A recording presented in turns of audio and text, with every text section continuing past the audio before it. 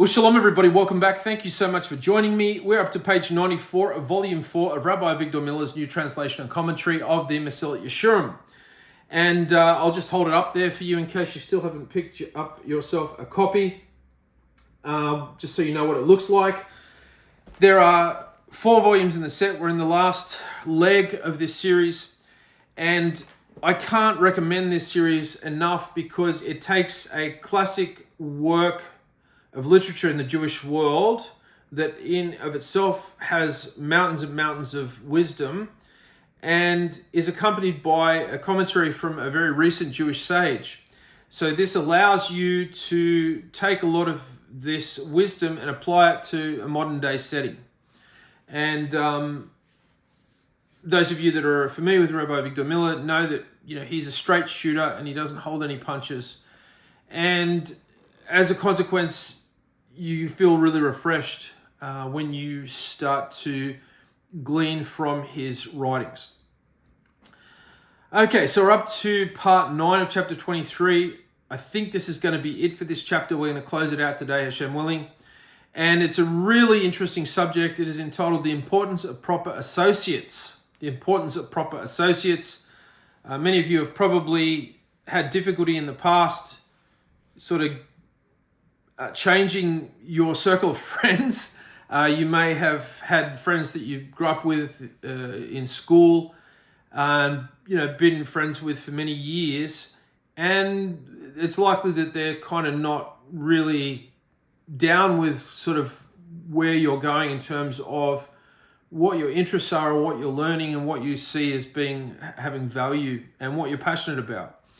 And in some cases, this won't mean too much of an issue, won't be too much of an issue because even though these said friends may not be on board with a lot of what you're doing and where you're at, nonetheless, they still might be very good people. So you have to kind of weigh up and measure and work out, who you need to sort of cut away and who you need to, and who it's good to continue to be friends with. But normally it'll be a natural a natural kind of movement. It won't be something that will feel unnatural. You just will naturally want to you want to be around people that are into what you're into, I guess is what I'm trying to say. Anyway, let's get into it. The Mesillat Yesharim starts out this time saying, look at the case of Yoash. Now, Yoash was one of the kings during the time of the kings of Israel, and he did everything good as long as his teacher Yehoiada the Kohen was alive. So his mentor was the Kohen Hagadol at the time, according to 2 Kings 12:3. But after his teacher Yehoiada died, his servants came and began to flatter him to increase his praises until they compared him to one of their idols. Now, so in previous audios and video lectures, we've been looking at the concept of flattery, at least in the last video that I did, or audio that I did, I can't remember. And so this is kind of where flattery can lead. Ultimately, if one allows himself to continue to receive flattery, it'll destroy him. Rabbi Avigdor Miller says, in those days, the Gentiles worshipped their kings, and this happened to him. This happened to Yoash. After a while, he was so persuaded by his flatterers that he allowed himself to be worshipped. So this is pretty much the same scenario that occurred with Halal ben Shahar Halal. You're probably thinking, who's that? Well, it's somebody that everybody knows, and that is who was once the most beloved Keruv of Hashem. And so many of us are aware of the story, how he went astray and began to re-traffic resources or praise or prayer. You're probably more familiar with that terminology, that was meant to be passed on to Hashem. And rather he was funneling it in toward himself, and so this gave rise to a broken relationship, a relationship that was severely damaged, which led to a scenario where he was now an adversary. He was now adversary for Shems. And so this is a similar case here with Joash. He started to accept some of this praise, and it began to go to his head. He began to think, well, maybe I am amazing. Mesillat Yesharim says, then the king listened to them and allowed himself to be worshipped according to 2 Divrei Hayamim 24:17. So that's 2 Chronicles 24:17. You can see this clearly that most officials, kings, or anybody who possess power, no matter what degree, even a small amount of power, stumble and are destroyed because of the flattery of those who serve them. Rabbi Avigdor says most people who have authority are being spoiled by their underlings.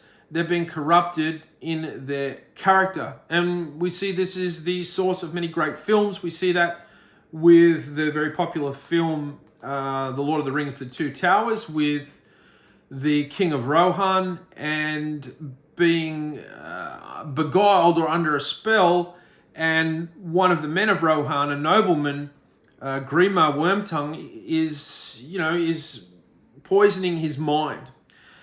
We see that in politics. We see that President Donald Trump, much is made this time around in terms of his appointments, of who he appointed over different things. And this is something that really shows a different Donald Trump than we saw in his first stint as president.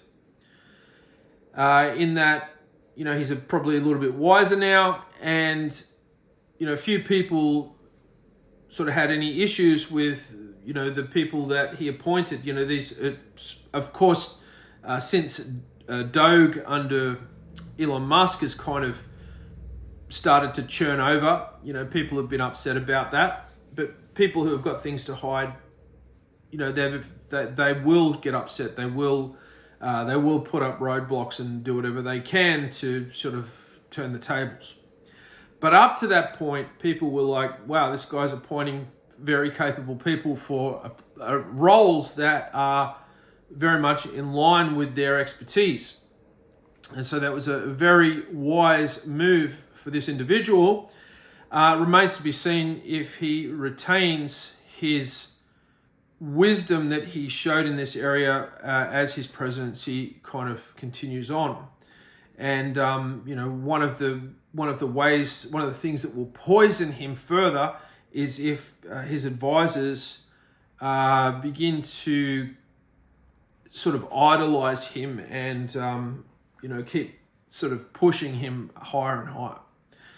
You want to be around people that will be honest with you, and if you require a rebuke, they will do so. This is why Nathan the prophet, who was David's personal Navi, personal prophet, he told him the truth. He said, you've done the wrong thing.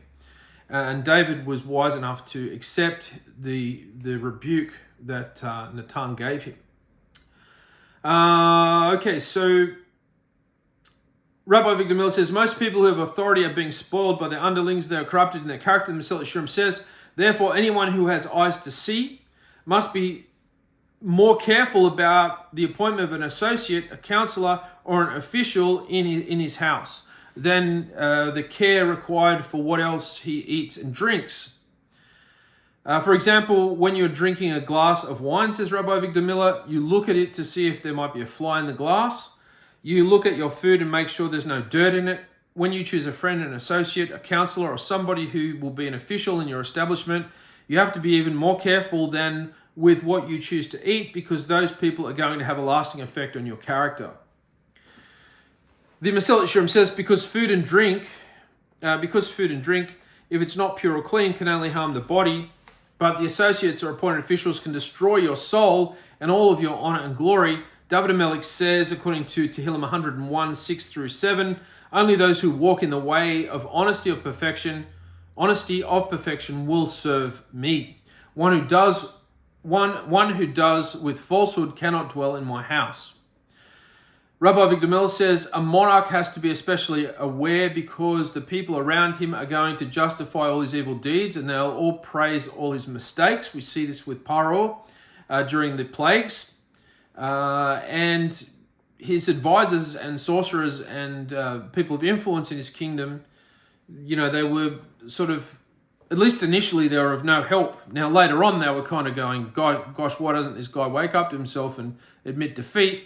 But early on, they weren't doing that. They were advising him to stand strong. And a lot of cases, it was through their influence that advised him to begin to bring about the different regimes to curtail Israel's growth within his nation.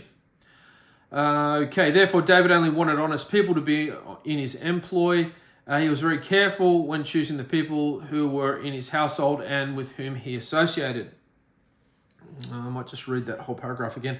A monarch has to be especially aware because the people around him are going to justify all his evil deeds and they will praise all his mistakes. Therefore, David only wanted honest people to be in his employ, and he was careful when choosing the people who were in his household and with whom he associated. And even then, one of his closest advisors turned on him when he was down. And you'll likely have seen that in your own life if you've lived long enough that at some point you'll have somebody betray you. You have somebody stab you in the back, and it's a shock. You just go, or you've done that, or you've done it yourself. You've stabbed somebody in the back. You've betrayed them. Have a think about it, because maybe there is a scenario where you've done that very thing, and we can feel so lost and justified in our own ways that we might not be able to see that we've actually betrayed somebody. Maybe you had a mentor. Maybe you had somebody that you really helped you walk out and get a grip of how to start out in a Torah lifestyle. And you pretty much kicked into the curb or hurt of the curb, and you don't associate with them anymore. In fact, you say bad things about them. They haven't really done anything wrong. You just feel like you've outgrown them. And so that shows a lack of gratitude. And so, this is a real problem. This is a real issue.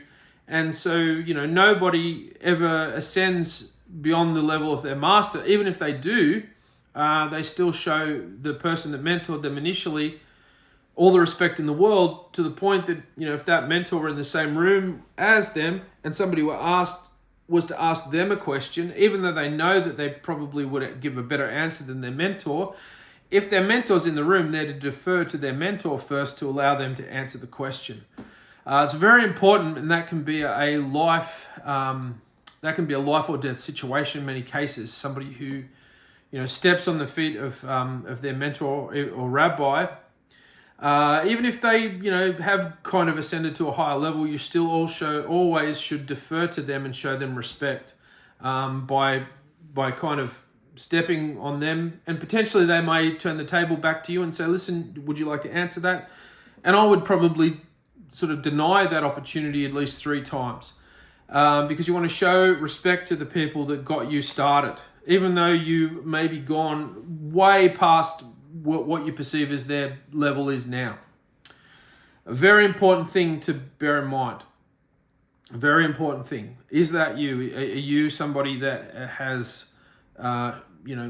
kicked a mentor or some sort of teacher to the curb? Maybe you feel that they've done something wrong. But even then, if it wasn't for them, you wouldn't be where you are today. So you still got to show them a lot of gratitude. The only thing good for a man to do is to seek associates who are perfect in character, says the Mesillat Yesharim, who will illuminate his eyes regarding those things in which he is blind, and who criticize him because of their love for him. That's the best friend.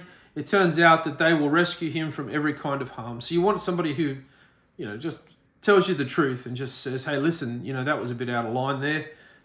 What's going on? You don't want to be surrounded by yes men. Rabbi Avigdor says, good friends who criticize you and point out your faults are the ones who will save you from every evil. You need someone who will tap you on the shoulder and say, Chaim, you were wrong this time. You have to go to synagogue where the Rav will tell you you're wrong.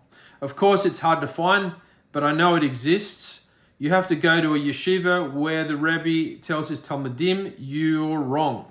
You don't want to have a rabbi or a head of a school of Torah that's a pushover, that wants simply your ongoing attendance there, and is frightened to do anything in any way if it's appropriate to reprimand you. Maybe you keep turning up late, and it's a bad look for all the other newcomers that are there. And you need to be taken aside and be said, listen, you've got to stop coming late. Otherwise, we're going to have to look at letting you go. Or maybe you've got parents that are, paying more than all the other students, and your parents are very influential, and you've got a Rosh Yeshiva that's sort of on the take, and so they're not saying anything. And that's just a disastrous situation for the whole shul, for the whole yeshiva.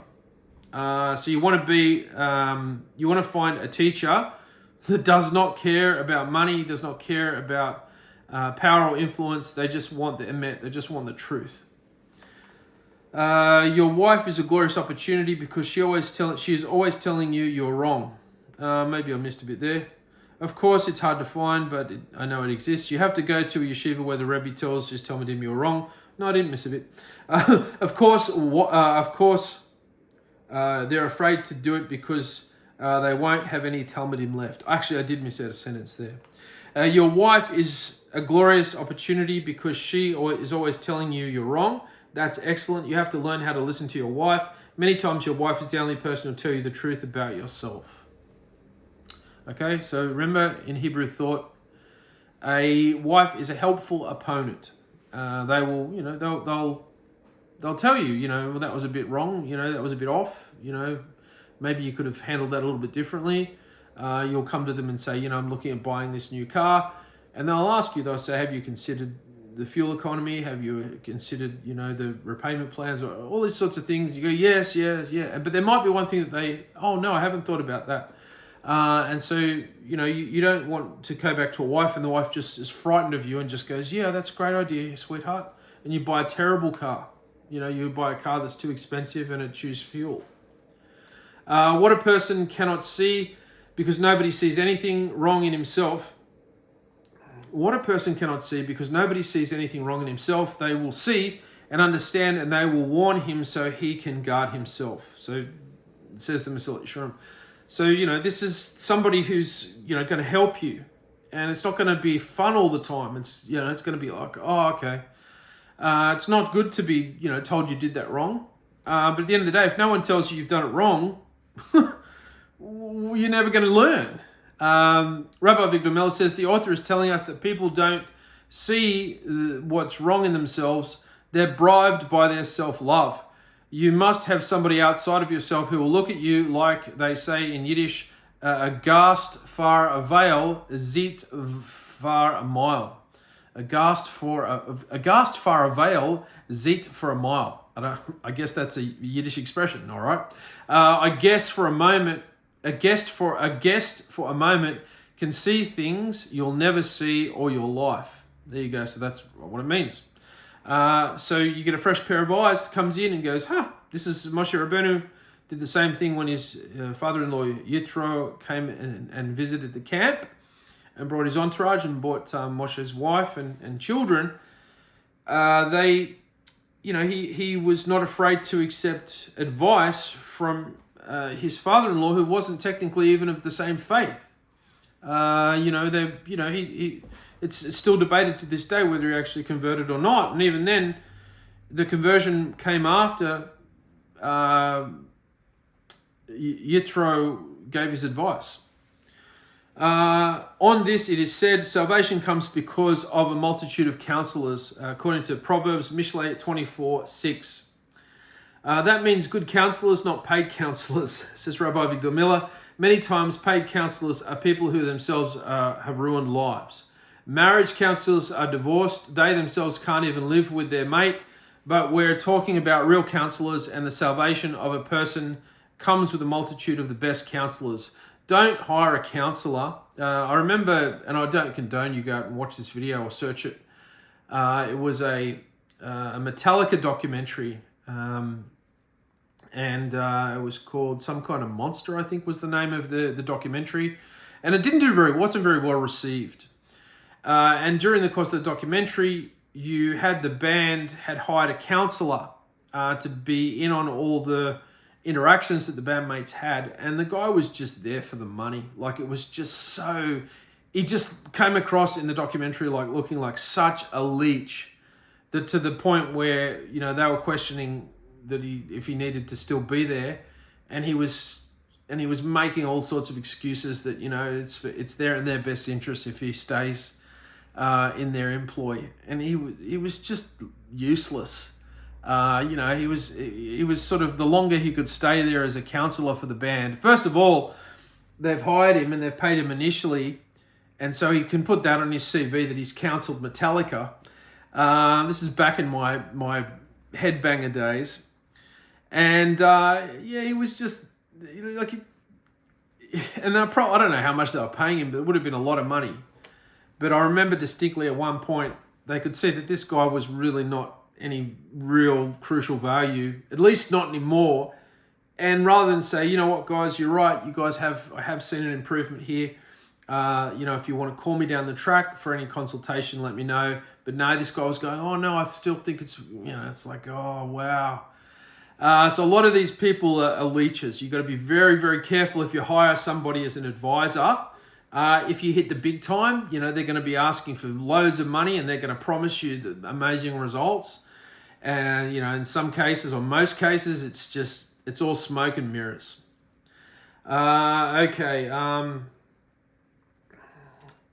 So marriage counsellors are divorced.